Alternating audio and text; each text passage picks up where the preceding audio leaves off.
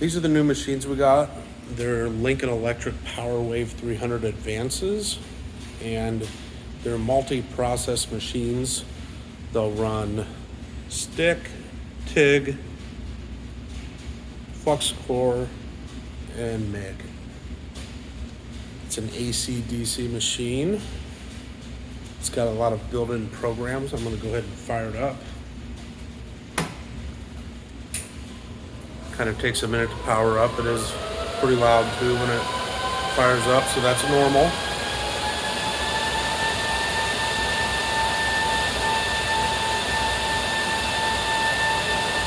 Kind of sounds like an airplane.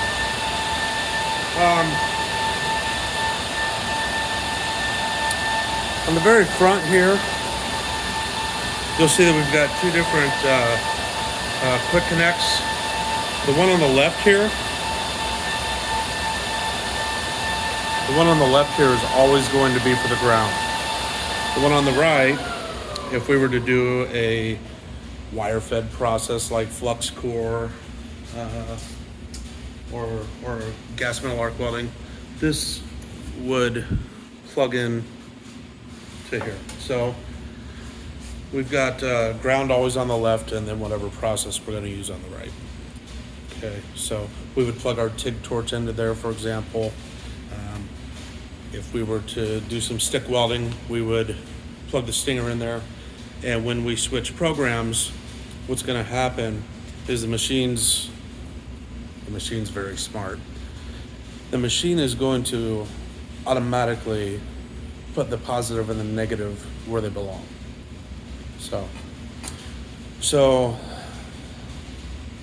for flux core and gas metal arc welding, we're going to plug our trigger in right there. Right here next to the trigger on that is where we would plug our foot pedal in, or a hand amtrol, should you choose to use one of those. We'll start with the stick settings. So to change to a process, you'll want to adjust this real quick.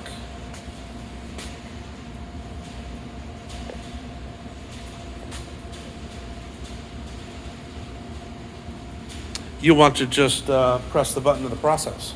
Okay, so I press the shielded metal arc welding function, and this knob right here, you can also push it instead of just turn it left or right. So we push it in, and we'll go to SMAW type. We'll go all the way to the top. So we can do AC stick. That's what that says. It's kind of not showing up very well on the camera, but it does say AC. Excuse me, SMAW. Next one is arc gouge. Of course, that's not showing up very well either. Maybe it'll show up better on the actual video. Crisp is the next setting, and that's for a 6010. It says. I'd imagine probably a 6011 would be a good choice to run on this setting as well. It's also a cellulosic rod. We have a program, wrong knob, for DC straight, DC negative, shielded metal arc welding. We have, so rods that are DC negative capable, you could always, use that program. Well, most of them are also capable of running on positive, but if you want to use the negative to show somebody what it's like or whatnot, there you go. Soft for 7018. Okay, or 8018 or 9018, 118, whatever. We have a stainless setting. Okay, I'm just gonna take it back here to 7018. Okay, and we can go back here. So if we go over here, it says more. So we'll push on that and see what it does. Okay, we've got an arc force that we can adjust. See how that changes things? See how that changes the actual weld there?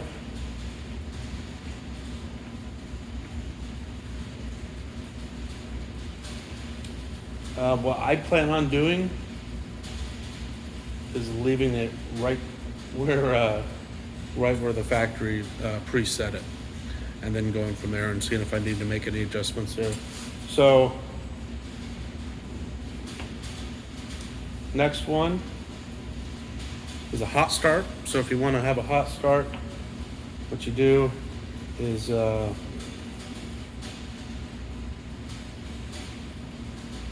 adjust that either way. Again, I'm going to leave it right there in the middle. Remote control range. We won't be using that function. System menu. Okay, this is where you can change the language and all that stuff. I haven't used this machine a ton, so I think, I'm kind of learning a little bit here too. Back button. Okay, we'll click on TIG. Okay, just keep in mind that that's actually switching inside this machine now, so it's going to depending on what program you change to, it's going to change our positive and negative. So GTAW type, we'll click on that. We'll go to the very top. We have high frequency AC, touch start. Want to weld some pipe or something like that. I know a lot of folks don't like to use foot pedals with the pipe, so you might find that program nice. Touch start AC.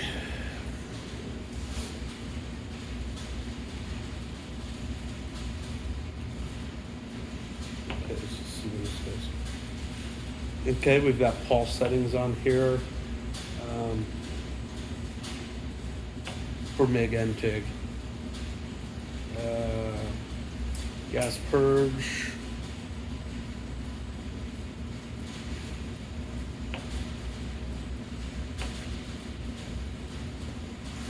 Post flow. I generally don't use post flow here for the classes, but the options there.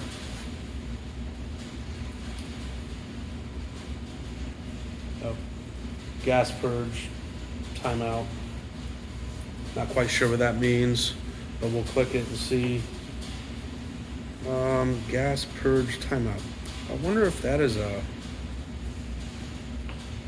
post flow. Remote control range. It's not letting anything happen there. Start end settings. I would think this would be where the post flow would be. Okay. Set all to auto. Okay, I'm just going to set all to auto. Flux core, self-shielded, so that's going to probably, I would imagine, switch this over to DC negative.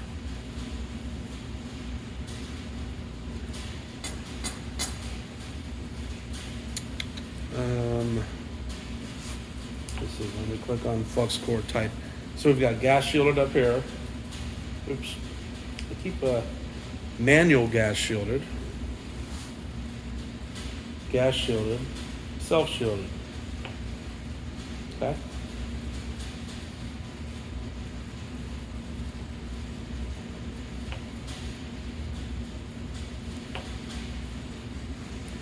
Gas metal arc welding, my favorite. It's not my favorite kind of welding, but it's my favorite thing about this machine. So we'll go to where do we get to? Oh, GMAW type. Okay, so we'll start at the very top, which is already at the top. CV, so constant voltage. Pulse is next. Rapid arc is next. Now these are just, linking some of these programs we're coming up with now are going to be like kind of linking programs that they've designed and pulled patents on. Rapid arc. Okay, and this is a form of pulse. Okay, let's go back. Rapid X. Not familiar with these programs. I've only used a few of them on these machines. Precision pulse, AC STT, which is surface tension transfer. That's something I'm going to have to look into a little bit because I'd like to know exactly what this is all about, and I don't. Low fume pulse, STT. Okay, that's what I think is really cool about this machine. This says root pass there too. So the STT, it's a surface tension transfer, and while I don't pretend to know a whole lot about that either, I do know how to weld with it, and basically anybody who can do some half decent welding is probably going to be pretty successful in using that program. We had two of these machines about a year ago, and a couple of the pipe students, I showed them how to do roots with the STT. And of course, you know, when you go from a 60-10 root to an STT root, it's quite different. So the STT, it's a form of short circuiting where it's like your arc is less affected by stick out.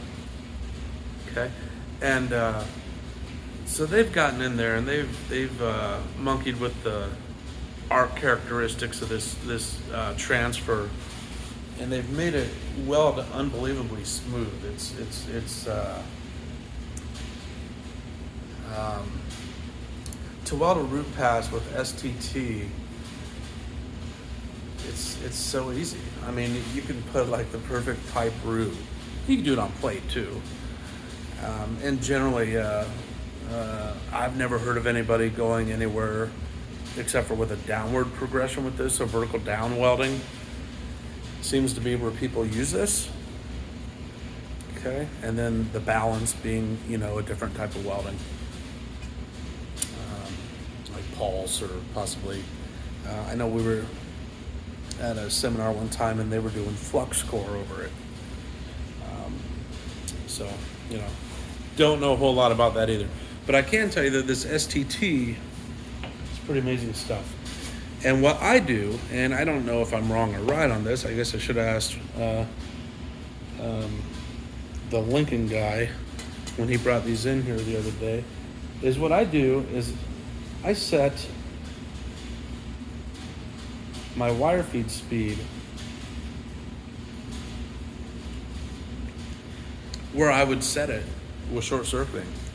And our trim is going to be automatic. So this machine is going to adjust that for your wire feed speed.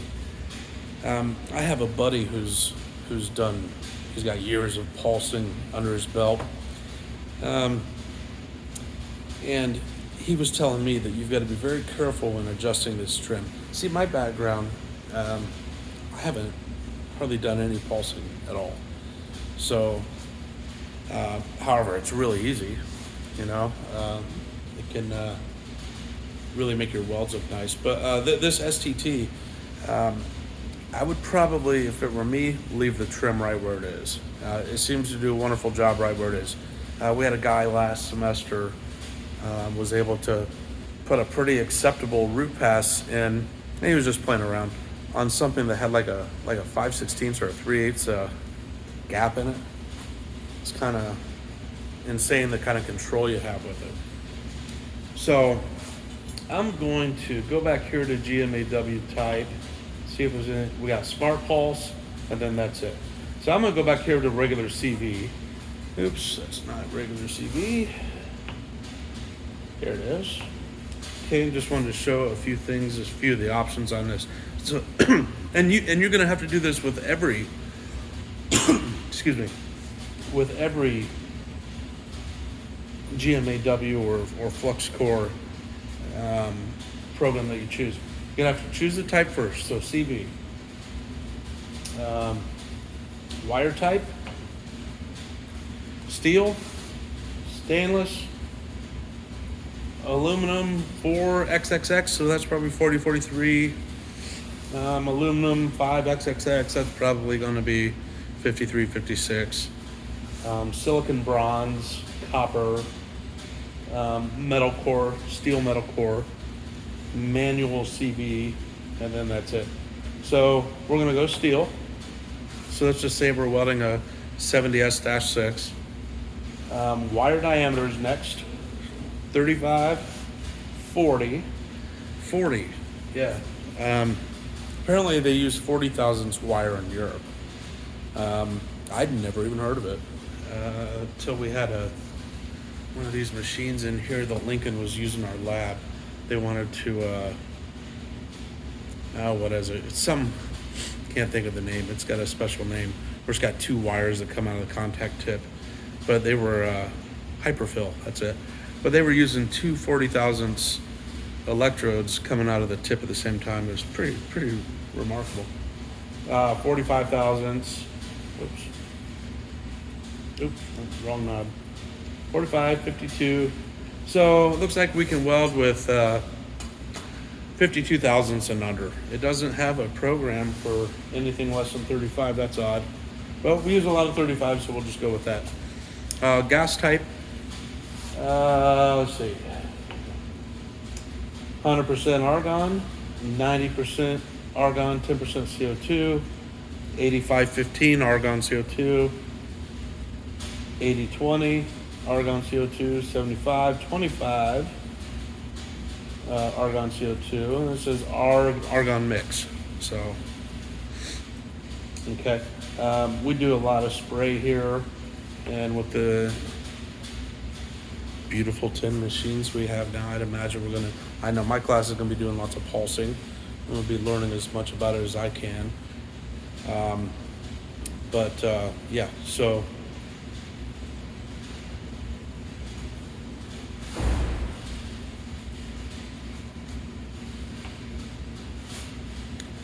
Okay, we have some more features here. 2-step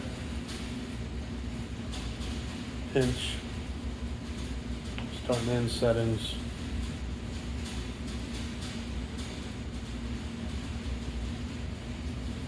Set everything to auto, pre-flow, run in.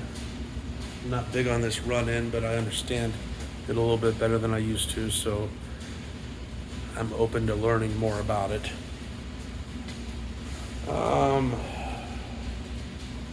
Just keep reaching for the wrong knob. Start time.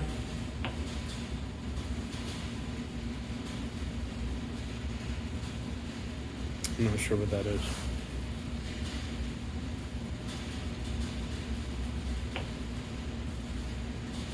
Crater time. This was explained to me by Lincoln that you set an amount of time that you want to fill this crater, and what'll happen is you'll stop, let off the trigger, and this will slowly decrease in current, and it's going to fill your crater. Now, personally, I've always just filled my own craters, but that's pretty neat, and I'm going to try it out one of these days. Post flow, I don't ever use that, but I know some applications require it. Spot time, that's an old school setting right there. And then home. So that's what we have there. If we look at the back of this machine, we'll see that our gas is plugged in up top there. If you were to hook this machine up to both, like if you've got a welding booth like this where you've got different gases in here, we've got our argon CO2 mix here, and we have straight argon here. So you would plug in your argon into the bottom fitting there, and you can have them both hooked up, and the machine will just take gas, of course, from whatever your program's set to. We have an internal wire feeder. We have this going at the angle. Personally, I like that because I think it's better for the liner. And they've been doing that since at least the 80s. Okay. Got some settings here. We have the dummy chart here. Okay. Probably shouldn't call it a dummy chart. I'm probably going to have to use it too. So we've got both of those.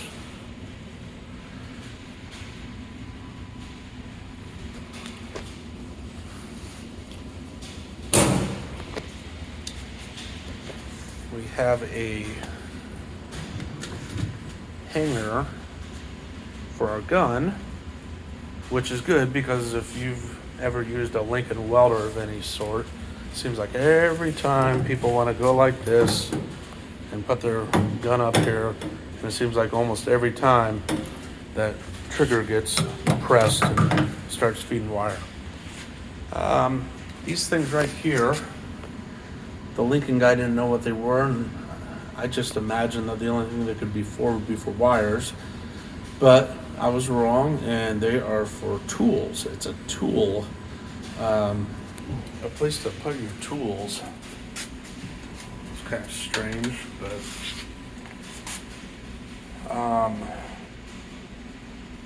yeah, so anyway, that's the welder. If you weren't able to make it in the other day to watch Tom go through this, like I said, you know, I haven't used it a whole lot. I've used it some. It's a very nice machine. It's I won't call it a Cadillac because Cadillacs are junk.